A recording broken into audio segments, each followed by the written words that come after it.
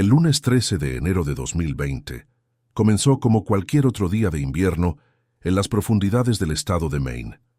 La nieve había caído durante toda la noche anterior, cubriendo los senderos y los árboles con una capa blanca y silenciosa. La pequeña cabaña de los Mason, situada al borde del bosque, parecía un refugio perfecto para alejarse del mundo. Sin embargo, aquella mañana, James y Karen Mason se preparaban para algo más que una simple caminata. Desde temprano, Karen había estado revisando el equipo con una precisión casi meticulosa. Guardó una cuerda de escalada, un par de mosquetones, agua y una navaja en su mochila. James, en cambio, parecía menos concentrado en el material y más interesado en su cámara GoPro, la cual ajustó cuidadosamente en el arnés de su pecho. Cuando salieron de la cabaña alrededor de las 9 de la mañana, el cielo estaba cubierto de nubes bajas que amenazaban con una nueva nevada. Karen tomó la delantera en el sendero conocido como la Ruta del Ciervo Blanco, una ruta famosa en la región por sus pasajes estrechos, riscos peligrosos y condiciones resbaladizas en invierno. Caminaba con paso firme, como si conociera cada curva y cada desnivel. James la seguía en silencio, registrando sus observaciones en voz baja para la cámara. Describía la humedad del aire, el grosor de la nieve, las formaciones rocosas que sobresalían del suelo helado. A medida que avanzaban, la pendiente se hacía más empinada y el terreno más traicionero. Los árboles quedaban atrás, dando paso a paredes rocosas y precipicios que se perdían en la niebla. La soledad del lugar era absoluta. Las cámaras de seguridad del estacionamiento mostraban que ningún otro coche había llegado ese día. Nadie los había visto entrar al bosque. Nadie caminaba por esos senderos en esa mañana de enero. Todo parecía preparado para que su excursión transcurriera sin testigos. Karen mantenía un ritmo constante, sin detenerse a esperar a James. En ocasiones, se giraba para asegurarse de que la seguía, pero sus miradas apenas se cruzaban. James parecía absorto en sus grabaciones, pero a la vez había algo en su expresión que delataba una inquietud difícil de describir. Habían tenido discusiones en las últimas semanas, silencios prolongados durante las cenas, y aunque ninguno lo decía en voz alta, algo en la relación parecía haberse roto tiempo atrás. A media tarde, según las grabaciones de la cámara, llegaron a una sección peligrosa del sendero, donde la nieve cubría parcialmente una cornisa estrecha que bordeaba un acantilado. Karen se detuvo allí, observó el vacío y luego se giró hacia James. No intercambiaron palabras que quedaran registradas. James ajustó la cámara una vez más, respiró hondo y continuó caminando detrás de ella. Horas más tarde, Karen apareció en la estación de guardabosques, llorando desconsolada. Aseguraba que James había resbalado y caído al vacío. Los guardaparques salieron de inmediato hacia el lugar, pero no encontraron testigos ni señales claras de lo sucedido. Oficialmente, todo parecía un accidente. Sin embargo, las verdaderas preguntas no tardarían en surgir. La versión oficial, según el informe entregado por Karen Mason a los guardaparques, describía un accidente repentino y trágico. De acuerdo con su declaración inicial, James había resbalado de forma inesperada mientras intentaba rodear una sección helada del sendero. Ella aseguraba que no hubo tiempo para reaccionar. Todo ocurrió en un instante.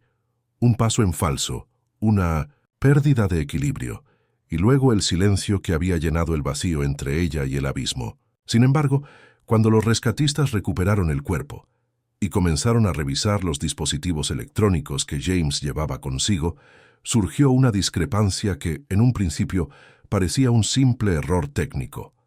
El reloj inteligente de James, que registraba de manera automática sus signos vitales, indicaba que su pulso se detuvo exactamente a las 16:17. Por otro lado, la llamada de emergencia realizada por Karen a la estación de guardaparques quedó registrada a las 17:12. Esa diferencia de casi una hora llamó la atención de uno de los coordinadores del operativo de rescate, quien lo mencionó como un detalle menor en su informe. La justificación inicial fue que tal vez Karen había tardado en encontrar señal, o había estado en estado de shock, sin capacidad inmediata de reaccionar. Durante los primeros días, esa explicación fue aceptada sin mayores cuestionamientos. No, fue hasta la llegada de Alex Mason, hermano menor de James, que ese detalle comenzó a adquirir una importancia mayor. Alex, visiblemente afectado por la pérdida, había viajado desde Boston para recoger las pertenencias personales de su hermano. En su revisión de los dispositivos, notó que el reloj estaba sincronizado con la tableta personal de James, la cual había quedado en la cabaña. Al explorar las aplicaciones, encontró el registro detallado del ritmo cardíaco y los movimientos del cuerpo durante la caminata. La línea que mostraba la actividad se detenía abruptamente a las 16:17. No había más datos después de ese minuto. Intrigado por esa pausa y sin confiar del todo en la versión de Karen, Alex decidió compartir esa información con la policía local. Lo que parecía un simple desfase temporal se convirtió en el primer indicio concreto de que algo no encajaba.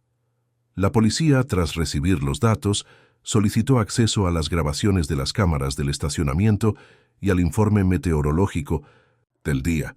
La información confirmaba que las condiciones eran estables y que, en teoría, una llamada de emergencia debería haberse realizado de inmediato, sin tanto retraso. A partir de ese momento, los oficiales regresaron a la escena para realizar una inspección más detallada. Analizaron las huellas en la nieve alrededor del acantilado y encontraron algo inesperado. Las marcas indicaban que alguien había permanecido durante un tiempo prolongado cerca del borde. Las pisadas no mostraban un movimiento apresurado o caótico, como cabría esperar tras un accidente repentino.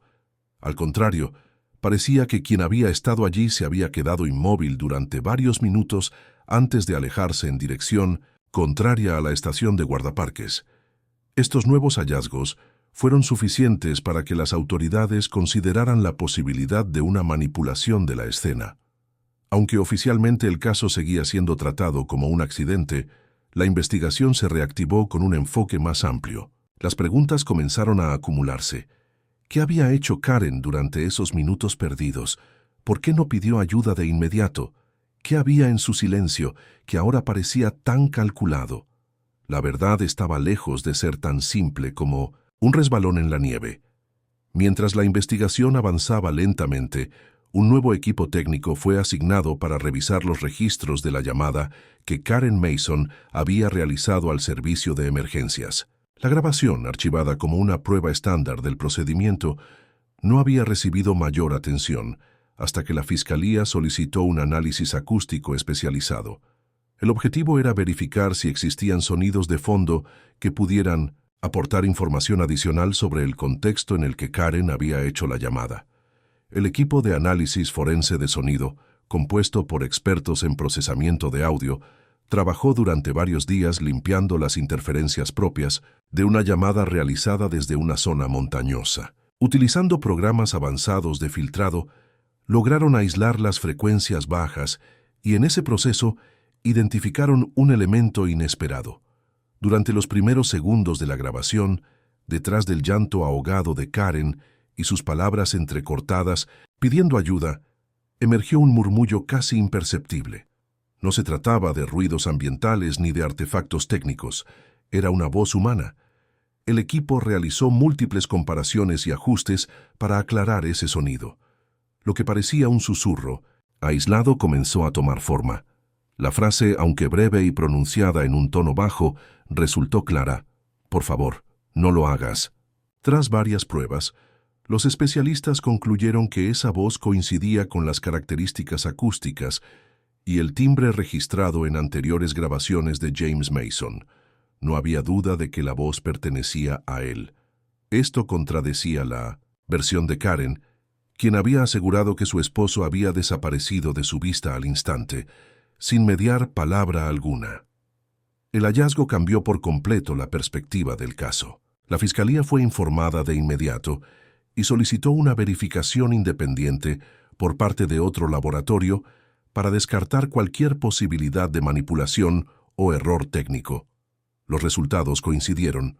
La grabación era auténtica y la voz, sin lugar a dudas, era la de James.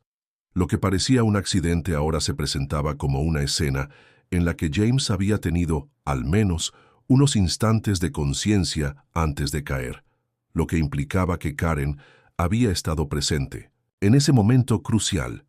Con esta nueva evidencia, las autoridades convocaron a Karen Mason para un segundo interrogatorio. La fiscalía esperaba que, confrontada con la grabación, modificara su declaración. Sin embargo, Karen se negó a responder cualquier pregunta adicional. A través de su abogado, argumentó que estaba bajo tratamiento psicológico por estrés postraumático y que no estaba en condiciones emocionales para seguir colaborando. Esa negativa, lejos de cerrar las dudas, alimentó aún más las sospechas de los investigadores. El cambio en la actitud de Karen fue registrado en los informes oficiales como una señal de resistencia a esclarecer los hechos.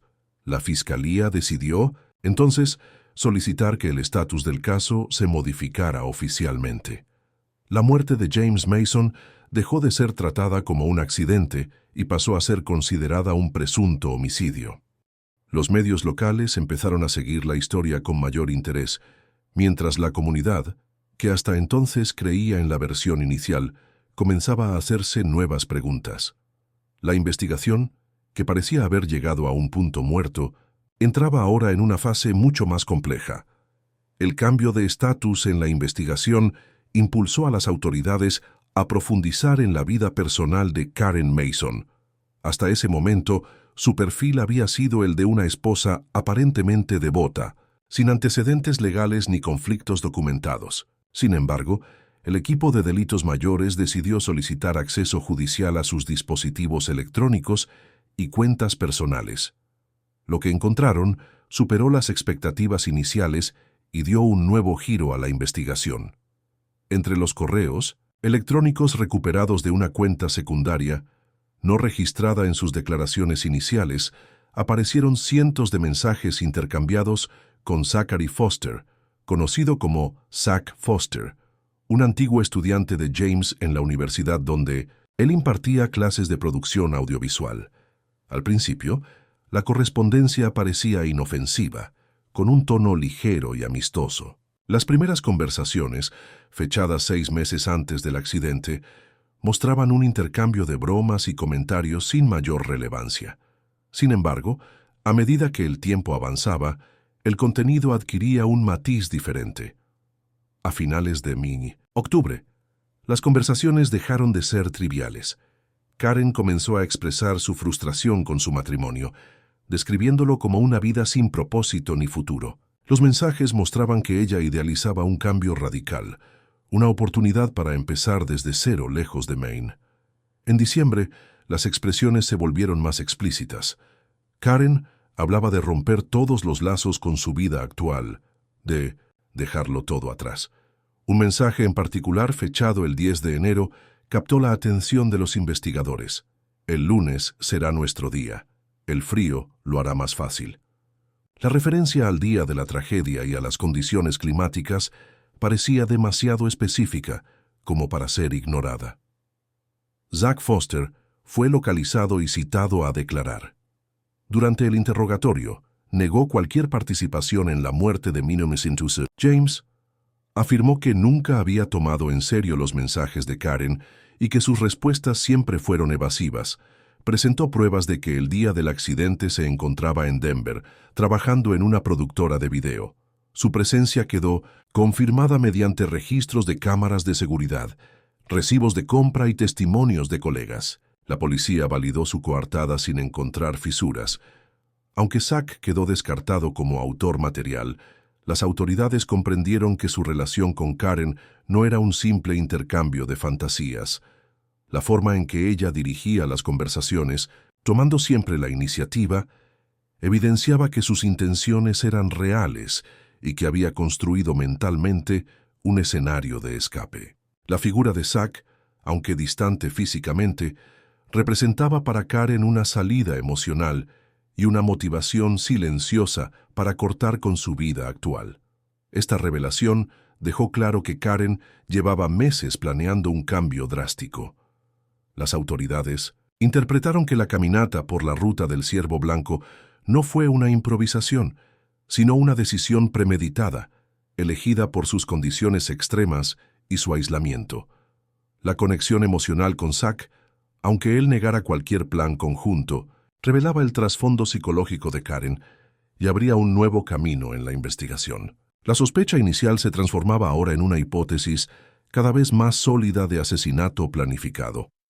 El 23 de enero, 10 días después del accidente, un equipo de agentes y técnicos de la Unidad Forense del estado de Maine regresó al Sendero del Ciervo Blanco. Esta vez iban equipados con drones de alta resolución, cámaras térmicas y sensores para detectar materiales no visibles desde el nivel del suelo. El objetivo era explorar las zonas inaccesibles del acantilado que no habían sido revisadas durante el operativo inicial.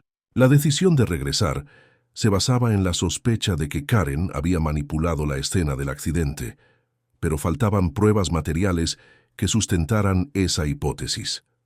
Tras varias horas de búsqueda, uno de los drones detectó algo en un saliente, oculto varios metros por debajo del sendero principal. Era una pequeña mancha irregular que contrastaba con el blanco de la nieve. Los técnicos descendieron con cuerdas y encontraron lo que parecía ser un fragmento de equipo de escalada semienterrado en la nieve endurecida. Al desenterrarlo, confirmaron que se trataba de un mosquetón, un cinturón de seguridad roto y una cinta de sujeción que presentaba manchas oscuras, presumiblemente de sangre.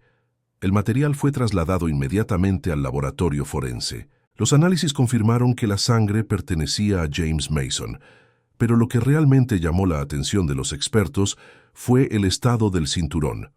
No estaba desgarrado por desgaste o por una ruptura accidental.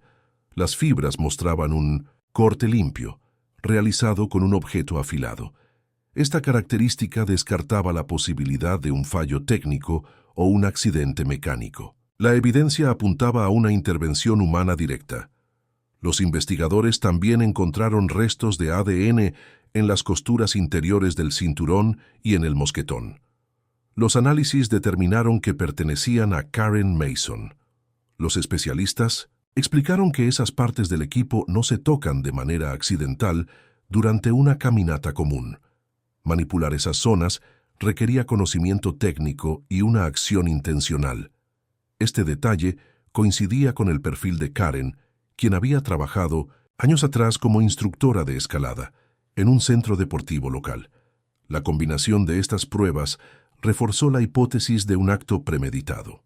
Según los investigadores, Karen habría aprovechado su conocimiento técnico para montar una situación que pareciera un accidente. La elección del lugar, las condiciones climáticas y el momento parecían haber sido cuidadosamente calculados. La presencia del equipo cortado en un saliente oculto sugería que James, en algún momento, estuvo sujeto a una medida de seguridad que luego fue saboteada. El hallazgo fue considerado decisivo. La Fiscalía solicitó el resguardo inmediato de todas las pruebas en un centro especializado mientras se preparaba la acusación formal. La evidencia física, unida a las inconsistencias en el relato de Karen y la existencia de un posible móvil sentimental, construían un caso cada vez más sólido. Las autoridades ya no consideraban la muerte de James como una simple tragedia en la montaña, sino como el resultado de un plan calculado y ejecutado con precisión. La investigación se acercaba a su punto de ruptura. La acumulación de pruebas llevó a la Fiscalía a dar el siguiente paso. Karen Mason fue citada oficialmente a comparecer el 28 de enero en la comisaría del condado de Franklin para una declaración ampliada. Sin embargo, el día anterior a la cita, un empleado de una agencia de alquiler de automóviles en Bangor notificó a la policía sobre una solicitud sospechosa. Una mujer que coincidía con la descripción de Karen había reservado un vehículo con destino a la frontera canadiense, especificando una entrega en Saint Leonard, Nuevo Brunswick, un punto conocido por su bajo control migratorio en temporada baja. La policía actuó con rapidez y logró interceptarla cuando salía de su residencia en Farmington.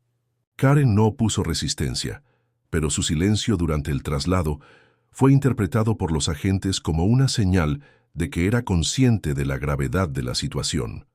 La Fiscalía, al ser notificada de su intento de abandonar el estado, solicitó su detención preventiva mientras se formalizaban los cargos. Desde ese momento, Karen dejó de ser solo una testigo en una investigación por muerte accidental y pasó a ser formalmente sospechosa de asesinato premeditado. Durante el registro posterior de su domicilio, los investigadores encontraron una carpeta con mapas antiguos del Sendero del Ciervo Blanco, algunos de ellos marcados con anotaciones a mano. En una de las hojas figuraba un círculo alrededor del tramo exacto donde ocurrió la caída de James. También hallaron una lista detallada de equipos de escalada, con especificaciones técnicas y comparaciones de resistencia entre diferentes tipos de cintas y cuerdas. La lista parecía haber sido elaborada con semanas de antelación. Además, el equipo forense digital logró recuperar datos eliminados de sus dispositivos móviles y de su cuenta en la nube. Entre los archivos restaurados había fragmentos de conversaciones que Karen había intentado borrar, así como notas personales donde se refería a una oportunidad única y a la necesidad de hacer las cosas bien esta vez. Estos registros reforzaban la hipótesis de que el plan había sido concebido con antelación y que Karen había dedicado tiempo y recursos a preparar cada detalle. La fiscalía no tardó en incluir estos hallazgos en el expediente. Las pruebas ya no solo señalaban un acto impulsivo, sino una planificación cuidadosa. El lenguaje técnico empleado en las listas, el conocimiento demostrado sobre las condiciones del sendero y el intento de fuga mostraban a una persona que había previsto las consecuencias y que, aún así, había decidido ejecutar su plan.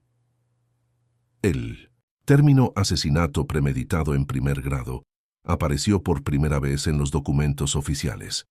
La estrategia de la Fiscalía se consolidaba alrededor de esta acusación, argumentando que Karen había transformado lo que podría haber sido una separación o un conflicto personal en un crimen calculado. Mientras tanto, la comunidad seguía el caso con creciente atención, sorprendida por cada nueva revelación. La siguiente etapa sería la formalización del cargo en un tribunal, donde la defensa tendría que enfrentar un cúmulo de pruebas que parecía cada vez más difícil de desmontar. La cuenta regresiva hacia el juicio había comenzado.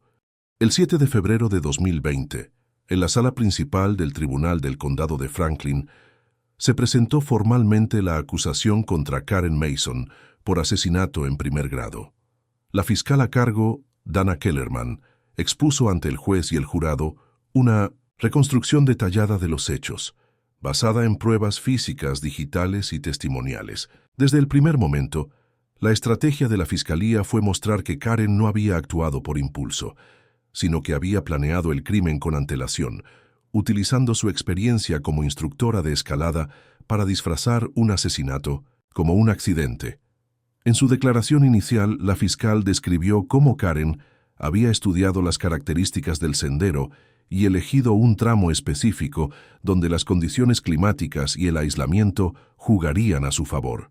Según la reconstrucción, Karen llevó a James a esa zona con la intención de hacer parecer su muerte como una consecuencia natural de un error en un entorno peligroso. La presentación incluyó las imágenes del equipo de escalada encontrado bajo la nieve, las grabaciones de la llamada de emergencia y los registros de la tableta que mostraban la interrupción del ritmo cardíaco de James casi una hora antes del aviso a las autoridades.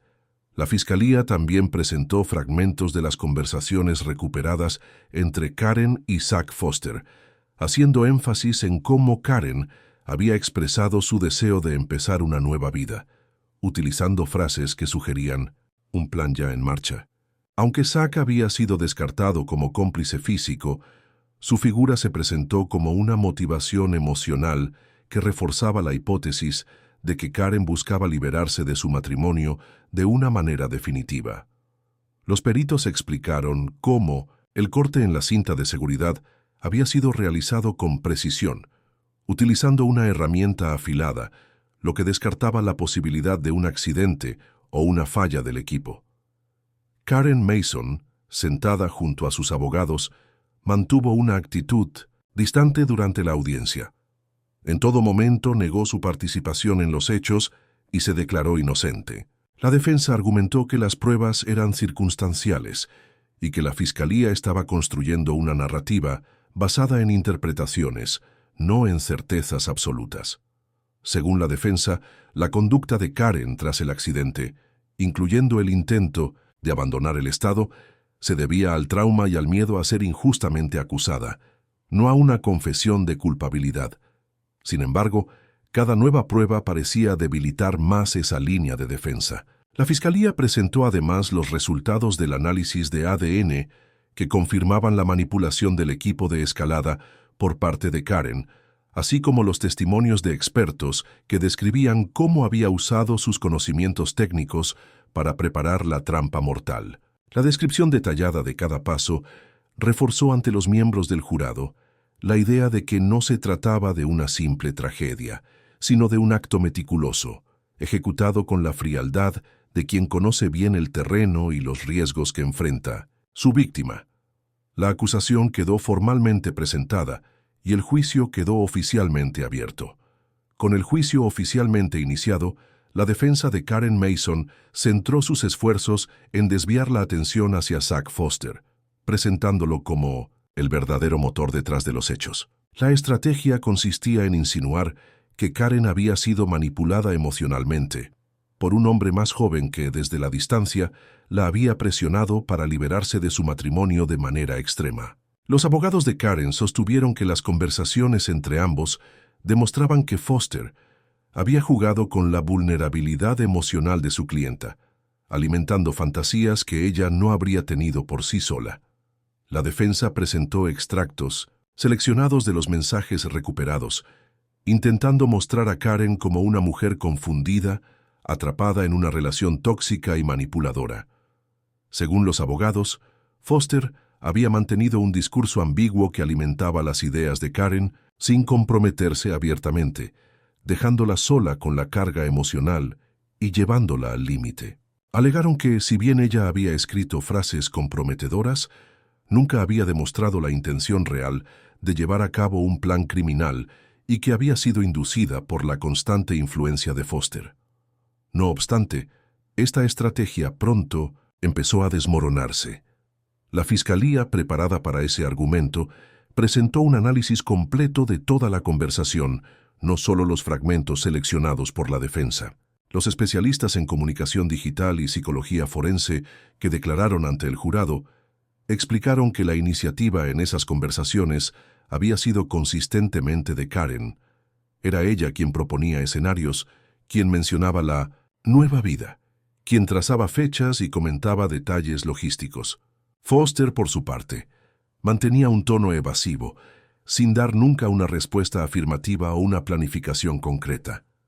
Además, las pruebas físicas presentadas en las audiencias anteriores reforzaban la responsabilidad directa de Karen en los hechos. La defensa no logró refutar el hallazgo del equipo de escalada manipulado, las marcas del corte en la cinta de seguridad, ni las huellas de ADN que demostraban que Karen había manipulado el material de forma consciente. Los intentos de culpar a Foster no podían explicar cómo se había ejecutado el acto físico en el Sendero del Ciervo Blanco, un lugar donde Zack Foster nunca estuvo presente. La Fiscalía insistió en que, aunque Foster había sido una figura importante en el estado emocional de Karen, no existía evidencia alguna que lo implicara en la ejecución del crimen. Los expertos que testificaron subrayaron que Karen actuó por cuenta propia, utilizando sus conocimientos y acceso al equipo sin necesidad de colaboración física o logística de terceros. Los movimientos de Foster durante los días previos y posteriores al accidente estaban plenamente documentados en Denver, a miles de kilómetros de Maine.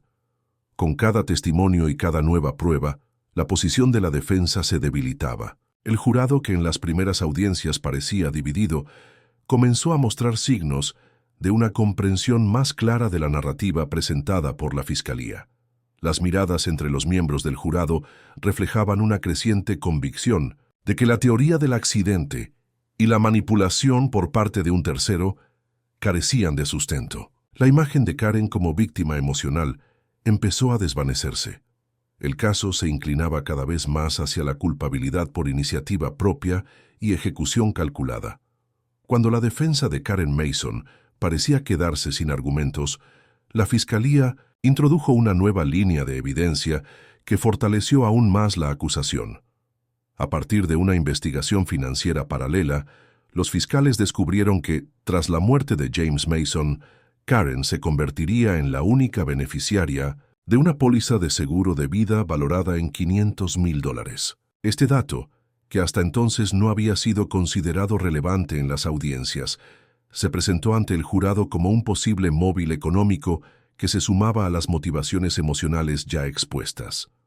La fiscal Dana Kellerman argumentó que además del deseo de romper con su vida matrimonial, Karen había encontrado en la muerte de James una oportunidad financiera significativa. Presentó registros bancarios que demostraban que Karen había consultado en repetidas ocasiones información sobre la gestión de herencias y traspasos de activos en las semanas previas al viaje a Maine. En algunos de esos registros, Karen había accedido a artículos y foros relacionados con estrategias para transferir grandes sumas de dinero a cuentas offshore, evitando así cargas fiscales y controles financieros. Los investigadores también encontraron búsquedas recientes en su historial de navegación que incluían términos como cómo cobrar un seguro de vida tras un accidente y mejores destinos para empezar de nuevo sin dejar rastro. Estos datos fueron interpretados por la Fiscalía como una prueba clara de que Karen no solo pensaba en escapar emocionalmente de su vida anterior, sino que también tenía un plan económico para hacerlo sin dejar cabos sueltos. La defensa intentó restar importancia a estos hallazgos, alegando que las búsquedas en Internet no constituían una prueba concluyente de intenciones criminales. Argumentaron que era normal que una persona en crisis personal investigara alternativas de vida, sin que eso significara que estuviera planeando un crimen. Sin embargo, la Fiscalía respondió mostrando las fechas y los patrones de comportamiento, que coincidían exactamente con los días previos al viaje al Sendero del Ciervo Blanco. La familia de James, por su parte, presentó documentos que confirmaban que James había revisado su testamento un año antes, dejando todos sus bienes y seguros a Karen. Esto incluía no solo la póliza de vida, sino también una propiedad en Boston que recientemente había aumentado su valor en el mercado inmobiliario. Estos activos convertían a Karen en la principal heredera de una suma considerable, reforzando la idea de que había un beneficio económico detrás de sus acciones. El jurado escuchó atentamente cada detalle. Las pruebas financieras parecían completar el rompecabezas que la Fiscalía había armado desde el inicio. Ahora no solo se trataba de una relación extramarital o de un impulso emocional. La presencia de un plan económico cuidadosamente considerado mostraba a Karen como una persona que había calculado las consecuencias y las posibles recompensas de sus actos. La narrativa del crimen pasional comenzó a desvanecerse, dando paso a una visión mucho más fría y calculadora de lo sucedido. La Fiscalía se preparaba para dar el golpe final. En la última fase del juicio, la Fiscalía decidió presentar una demostración técnica que buscaba consolidar visualmente el relato que habían construido durante semanas. La intención era mostrar al jurado, de forma práctica y comprensible, cómo Karen Mason había utilizado sus conocimientos en escalada para manipular el equipo que provocó la caída de su esposo. Para ello, se convocó a un experto en seguridad en deportes de montaña, quien había participado en el análisis forense del material recuperado en el Sendero del Ciervo Blanco. En la sala del tribunal, delante del jurado y las cámaras de seguridad, se montó una estructura que reproducía las condiciones del terreno descrito en los informes. Utilizando cuerdas, cinturones y mosquetones idénticos a los encontrados en la escena, el experto explicó cada paso de forma detallada. Mostró cómo una persona con experiencia podía preparar una sujeción aparentemente segura y, al mismo tiempo, dejarla vulnerable a un corte rápido con una herramienta adecuada. La demostración incluyó una réplica exacta de la cinta que había sido cortada evidenciando la facilidad con la que podía manipularse sin que la víctima notara el peligro. El especialista subrayó que el corte hallado en el equipo de James Mason presentaba características de haber sido realizado con precisión, en un punto estratégico que garantizaba que la cinta resistiera unos pocos movimientos antes de ceder. Explicó que ese tipo de manipulación solo podía ser realizada por alguien con conocimiento avanzado en sistemas de seguridad de escalada, como era el caso de Karen. La fiscalía cerró la demostración destacando que no se trataba de una suposición, sino de un procedimiento factible y perfectamente alineado con las capacidades técnicas de la acusada. El jurado siguió la demostración con atención, sin perder detalle. La representación material del acto, que hasta entonces solo existía en documentos y testimonios, pareció tener un efecto contundente en la percepción de los presentes. Los miembros del jurado intercambiaron miradas y asentimientos discretos mientras observaban el mecanismo de la trampa. La imagen de Karen como una persona atrapada emocionalmente perdió peso frente a la presentación de un plan ejecutado con la frialdad de alguien que sabía exactamente lo que hacía. La fiscal Dana Kellerman cerró su alegato final recordando al jurado que Karen Mason no había usado sus conocimientos para proteger una vida, sino que los había utilizado en perjuicio de otra persona. Reforzó la idea de que cada paso, desde la elección del sendero hasta el corte de la cinta, había sido calculado con anticipación. No fue un error, ni una reacción desesperada, sino una acción premeditada con un claro beneficio económico y emocional. La defensa, consciente de que las posibilidades de revertir la percepción del jurado se reducían, intentó en su turno apelar a las emociones, describiendo a Karen como una mujer quebrada por años de insatisfacción y presión emocional. Sin embargo, el efecto de la demostración técnica parecía haber dejado una impresión demasiado fuerte. El juicio se acercaba a su conclusión definitiva. Solo faltaba el veredicto. El 21 de febrero de 2020, después de 2 días completos de deliberaciones a puerta cerrada, el jurado del condado de Franklin regresó a la sala con su decisión final. El ambiente era tenso, y cada movimiento en el tribunal parecía medido, como si todos supieran que ese momento marcaría el cierre de uno de los casos más seguidos en la historia reciente del estado. La jueza principal solicitó silencio y pidió a la portavoz del jurado que leyera el veredicto. La declaración fue clara y contundente: culpable de asesinato en primer grado, culpable de fraude al intentar cobrar la póliza de seguro de vida y culpable de manipulación y destrucción de pruebas. No hubo murmullos ni exclamaciones en la sala. La noticia, aunque esperada por muchos después de las semanas de juicio, cayó como un golpe seco que nadie se atrevió a interrumpir. Karen Mason, sentada junto a su equipo de defensa, apenas reaccionó. Mantuvo la mirada fija al frente, evitando cualquier contacto visual con los presentes. El juez dictó la sentencia de inmediato, atendiendo a la gravedad de los cargos y la falta de atenuantes creíbles. La condena fue clara: cadena perpetua sin posibilidad de libertad condicional. La decisión reflejaba no solo la planificación y ejecución del crimen, sino también el intento sistemático de ocultar las pruebas y manipular la investigación para obtener un beneficio personal. La fiscalía, representada por Dana Kellerman, expresó ante la prensa su satisfacción por el resultado, destacando que el veredicto demostraba que la justicia había logrado desentrañar una mentira cuidadosamente construida.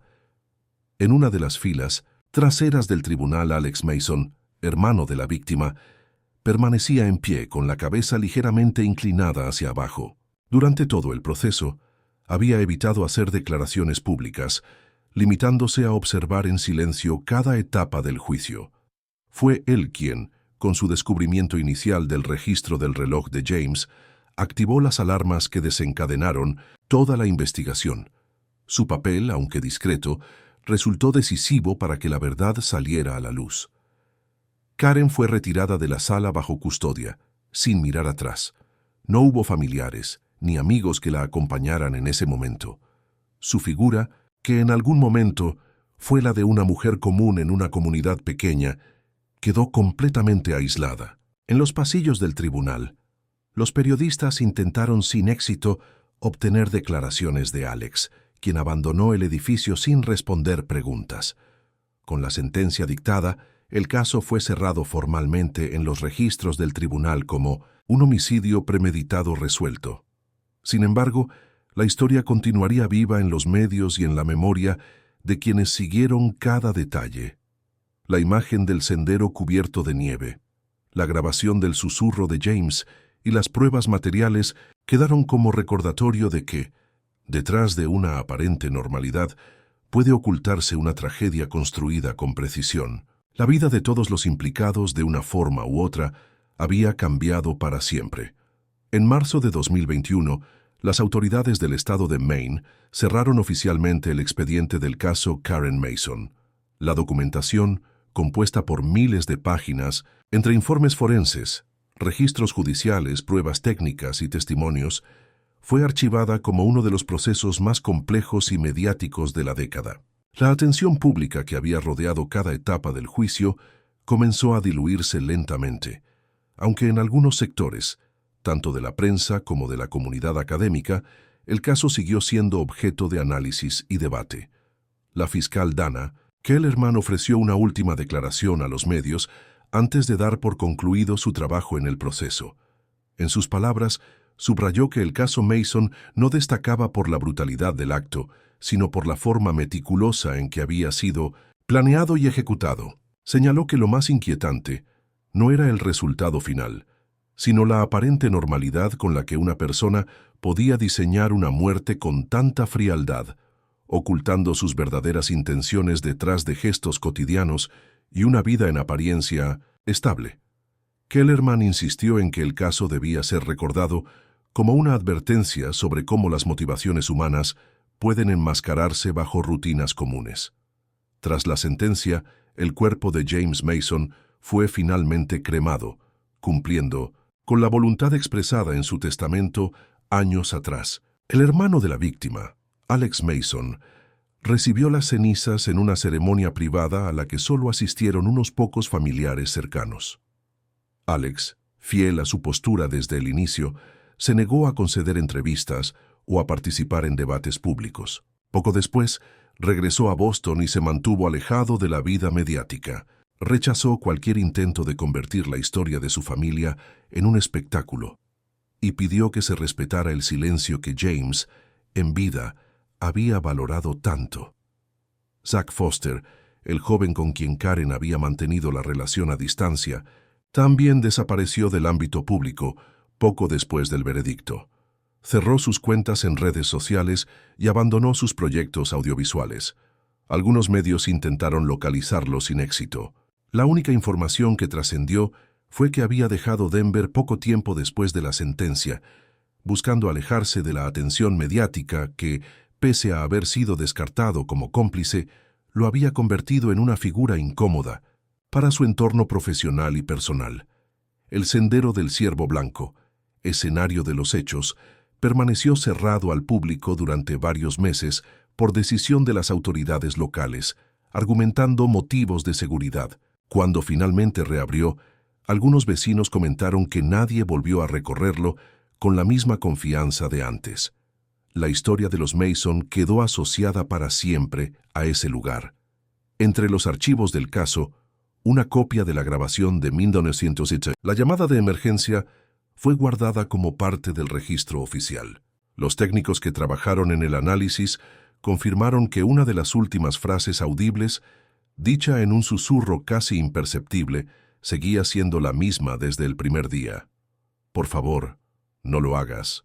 Esa breve súplica quedó como el último eco de una vida truncada y el recordatorio silencioso de lo que realmente había ocurrido. Queridos amigos, esta es una historia ficticia, creada con fines artísticos. Sin embargo, los hechos que aquí se narran bien podrían suceder en la vida real, pues están basados en emociones humanas profundas y, a veces, destructivas.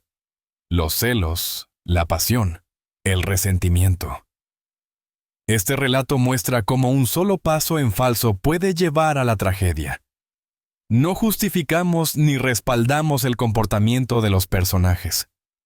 Por el contrario, esta historia condena toda forma de violencia, manipulación y crueldad.